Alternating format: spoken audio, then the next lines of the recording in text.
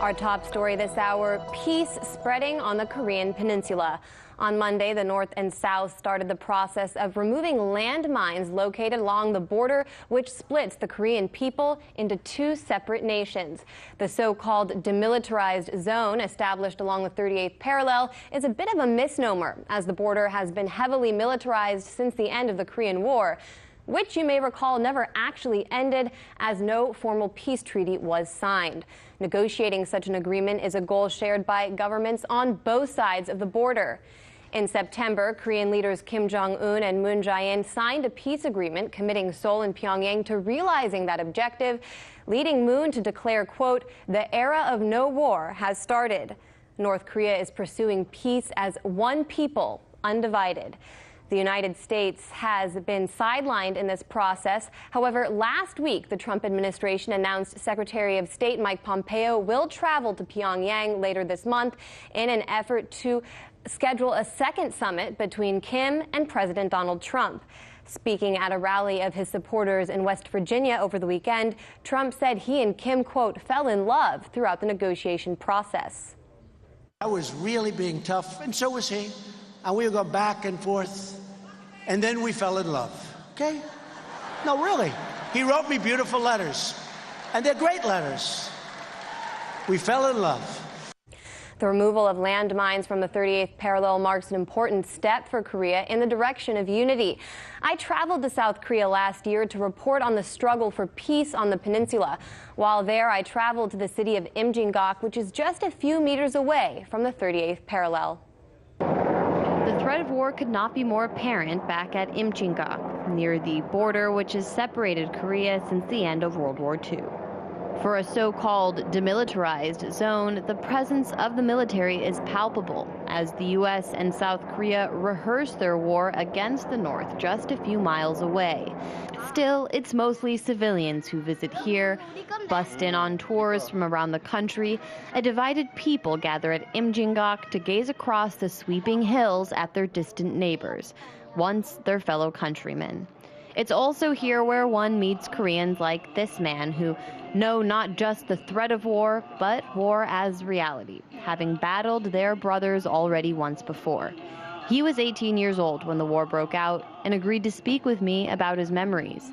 I asked him when he first heard the news of the war and how it made him feel. Too much? Too much? Silence. Too much? It's okay. It's okay. Yeah, it's okay. He looked at me with tears in his eyes, in shock, unable to respond. His relatives would eventually explain to me he was the only member of his family at the time south of the 38th parallel. Whether or not his parents or siblings survived the fire and fury brought by the United States north of the border remains a mystery. With Korea in question, we turn to RT correspondent Caleb Maupin for his analysis. All right, Caleb, removing landmines is a huge step Korea is taking following last month's Inter-Korea summit in Panmunjon. What other steps did both leaders agree to take? Well, we're seeing some very promising signs. We're seeing the bodies of soldiers from the South being returned. We're also seeing the fact that at this point a border liaison office is being set up to facilitate travel between the North and the South. Now, we've heard from Moon Jae-in that the two Koreas have actually agreed to end all hostile acts on land and sea. Now, at the same time, South Korea is stepping up its military and saying that they are not in any case disarming, and North Korea is not ready to give up their nuclear weapons. They say it's a denuclearization process. So steps are being taken, but people are wondering what exactly will happen next. This is a process. In my intro, I described the United States as being sidelined at this stage in the process, which you've just laid out. Do you agree that Washington's kind of out of the loop here? And if not, what role, if any, does the United States have at this point? Well, the key issue is modernization. North Korea very much wants to join the world economy. And we've seen President Moon Jae-in of the South offer to actually help modernize the railway systems of North Korea, help them start selling their coal on the international markets. But we have the UN sanctions that prevent that from being possible. And at this point, we have the United States arguing that UN sanctions cannot be lifted until there is complete nuclear disarmament from the North. And so, in a way, many people are looking at this and saying that this is kind of the United States acting as an impediment. Economics seems to be a primary motivating factor for this negotiation, but yet the USA is saying that no economic ties can be established between the North and the South until North Korea gives up its nuclear weapons. Now, we all know about how negotiations work. One side gives some, the other side gives some. That's generally how it's done.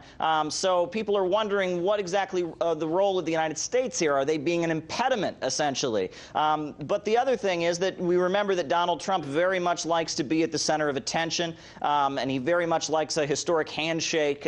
You know, there's talk of a second meeting between Kim and Trump. So people wonder what's going to happen next. Right, and as North Korea said, Pyongyang will only move to denuclearize if the United States offers some concessions as well. So even if Trump wants to go ahead and offer some of those, do you believe the United States, for lack of a better term, deep state or overall military groups will allow for any sort of concessions?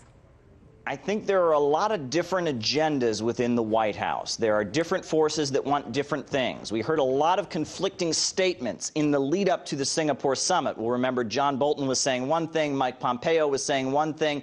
There's a lot of different agendas there. But at the end of the day, it's pretty clear the United States wants North Korea to give up its nuclear weapons. However, the question is, are they going to realistically negotiate and negotiate in a way that will make that happen and North Korea will be willing to do it? That's the question. I think people are wondering about that. Economics, the ability of North Korea to trade with countries around the world, start doing business, that's kind of vital. And if they're not able to do that, if there's a demand for them to just completely denuclearize, right, it's not exactly realistic that they're going to just give up their nuclear weapons immediately. Well, hopefully those in Washington making these decisions will figure that out soon enough. Caleb Maupin, RT International Correspondent, thanks a lot. Hey YouTube, thanks for checking out our channel. We hope you enjoyed the video. We have tons of content for you just like this. For more of RT America's one-of-a-kind news and analysis, be sure to subscribe and never stop questioning more.